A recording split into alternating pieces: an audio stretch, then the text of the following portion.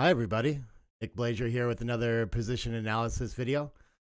This one's going to be a little different. I think we'll cover two positions in this video, but I particularly wanted to cover just how I study my mistakes from matches again.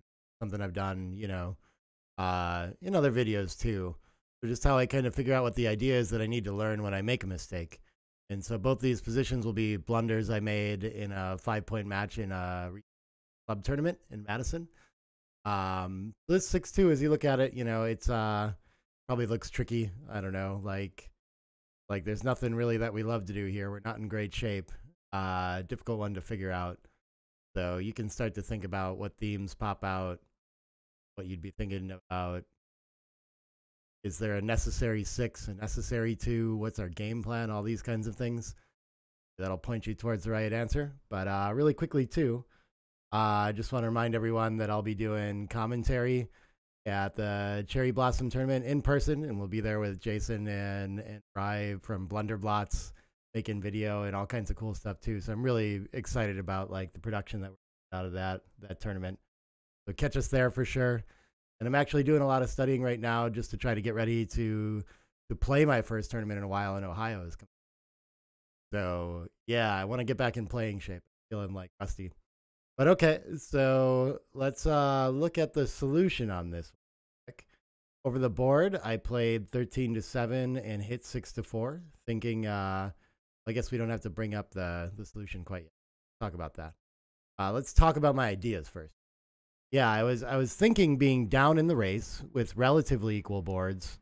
The game doesn't feel like super late enough where we have to be really careful about hitting and have to like respect this board. We don't like having 3 checkers behind priming structure, but it seems like my way back into this is to attack. And so the 6-4 felt very important to prevent the last checker from escape. And then what do I do at the 6 after that? Well, I wasn't sure. I guess I don't have a ton of options. It looks like basically all there is 13-7 or 22-6. After the loose hit, 22-16 was going to create 5 blots, against only 9 in the zone, but a slightly better board. And I just felt like it was probably too loose to get away with. And so I thought 13-7, well, I'm not exactly trying to prime with the 7-point, though that could happen if he ends deep. But it's another checker in the zone to like follow up on this threat. I've got 10 and 11 should help out a lot, especially if I'm hit back. Maybe I can get into some hitting exchanges. So I went with that over the board, and I got, looking at the match afterward, I saw that my play was a sizable blunder. So I was trying to study this one, and I think it's a really good one to point out, like, we can come up with themes and say, like, okay, like the 6-4 after that, like the most productive 6 is to hop over that prime, and we're doing a lot better when we get away with that, things like this. But what about all the logic I just shared? And I realized, well, usually it's not a big, usually cube placement doesn't have a huge impact in kind of these, just the fact that it hasn't been turned. But I thought I'd double check it anyway and figured that was not actually that relevant. So if my opponent doubled me before this, what should I do? And I found out there, okay, now the plays are really close. And so what I learned in studying this is that I actually didn't really I wouldn't classify this for myself as a blunder. Is all things equal and no weird extenuating circumstances, this is quite a dilemma. And they're close, and we can see I'm going to lose a lot more gammons, unsurprisingly, after I leave the anchor. I was trying to prevent. But I do win quite a few more games and a few extra gammons myself. Which, I mean, if I was playing a DMP game, I could probably imagine that copping out to the 16 more. So maybe I could find this play that way.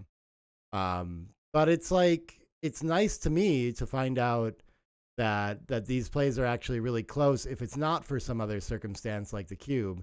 And like the paths these games are going to take, what XG is telling us with this is that when it's centered, our opponent's going to be able to more efficiently reach a cube against these 3 checkers back in priming structure. And when we go for this big play, it probably means that when our opponent performs well and gets to a cube, that they're going to miss their market by a lot. They're going to be less efficient. And I think that accounts for this, which is an effect that we can be aware of over the board, and top players talk about it and maybe apply it and things like that. But But for me, it's probably going to distract me from the biggest feature of positions more often. And so in a position like this, if I'm really not sure which 6 to play, and I guess I kind of wasn't here, then I can maybe use this cube thing to decide. But yeah, I mean, this is kind of the same idea as like using score to decide between. Maybe at a gammon save score, of course, I wouldn't be able to come off the anchor, but at a gammon go score, it would be a lot easier, or DMP or something like that. And it's because both ideas seem to have a lot of merit, right? So I'm always, in general, trying to study these from like, did I understand the basic backgammon, like what wins and what wins gammons and all these things very well. And then all these other features that can kind of change a play feel secondary in this. So I'm less worried about getting this blunder right every time. This is kind of like a hard and deep problem. And I'd be more concerned if the idea was just that, like if it's just always better to hop out 20. And I just didn't see it here, right? Like if the priming threat is like so strong and I need to recognize this, that kind of position. But okay, here's another one that I struggled with. Well, maybe I could just like split. Whatever, we'll make a long one from the same match. So this one is not a cube location one because we sent it, and I sent the cube on the threat of hitting in the outfield here and attack, and I have 10 in the zone. I have the rack. I have a racing lead. I have a bit everything. Seems pretty strong. And I think actually it was a small pass, but my opponent took it. And then I roll a 5-3, which just does nothing in the follow-up. You know, I'm basically expecting to hit on the bar points almost every roll, and I don't get to do that. So what do I do now? Over the board, I just played it quiet and figured I could sit on my racing lead, but it was really important to go for a tempo hit here. And I call it a tempo hit, but for whatever reason, my spidey senses weren't tingling about going for the loose hit. And so in studying this, I think it's like really important to find why exactly, like what the right reasoning for the tempo hit. And a very common reason for that is that our opponent is set up to do very good things on the opposite side of the board. And so if I look over there, I can see they have a 6-1 to points, 4-1, 4-2, 2-1, lots of good rolls. But actually, as I look at all those, like I went through dice distribution to try to figure out if that's what's going on with this. And rolls that make a point on this side of the board aren't very strong because our opponent's still split against the 3-point board and a lot of checkers and under a lot of pressure. So the best rolls for our opponent are just 6s that anchor, and that evens out the game. So I guess we take away a lot of those with the tempo hit. They still have a 1-6, 3-4, and 2-5, similar to the opening. And they can, now when we lose hit, their aces that hit are very strong too. Actually put our opponent in a pretty strong position too. So I think probably looking at the dice distribution that we end up creating more rolls. I'm going to look at it on my side even though. But I think we end up creating more anti-jokers. Yeah, I can see that there's like a third of the rolls are considered anti-jokers and only 16% of them are considered anti-jokers after the quiet play. So we actually haven't like taken away all the good rolls of our created a few extra ones. So what's really going on here then? It looks like you'll immediately notice if you dice distribution is that we have 9 rolls where we're just doing great. Where all of a sudden we're almost at like a full like 0.9 equity, super high and just like super well in this game. And those are all the rolls that fan. And so I'm not always looking for situations like that where 9 numbers fan and it's just like so much stronger because we're shooting at this blot outside. We have 10 checkers in the zone for a blitz. We're just looking great. I win a ton of gammons. But I didn't consider how big the upside was on those fanning numbers and how big of a difference that could make in this. That seems to be a major theme of it too. But then I got myself kind of wondering too, the gammons and wins that we're trading off. When might that quiet play kind of play be correct? And I found pretty quickly that, if we're just winning the race instead and don't have a checker back to escape, if we don't have as much to do when our opponent pops out, then I think we can afford to make a quiet play here. And we can see now the trade-off is a little more clear. That we really are making a play 13-8, 9-6 when we do that. It just wins a ton. It's very difficult. Our opponent has to roll a 6 to be in this game, and they're still not in great shape. happens. Because we don't have any counterplay on this.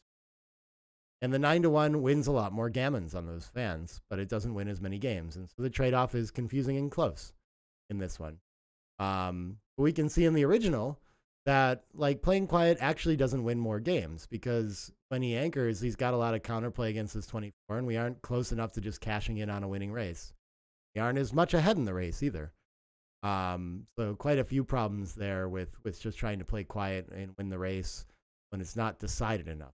You have to do something more decisive, and the game is just. So yeah, I wonder. It's easy to look at this position and say, oh, okay, I should have tempo hit. I'll remember that next time.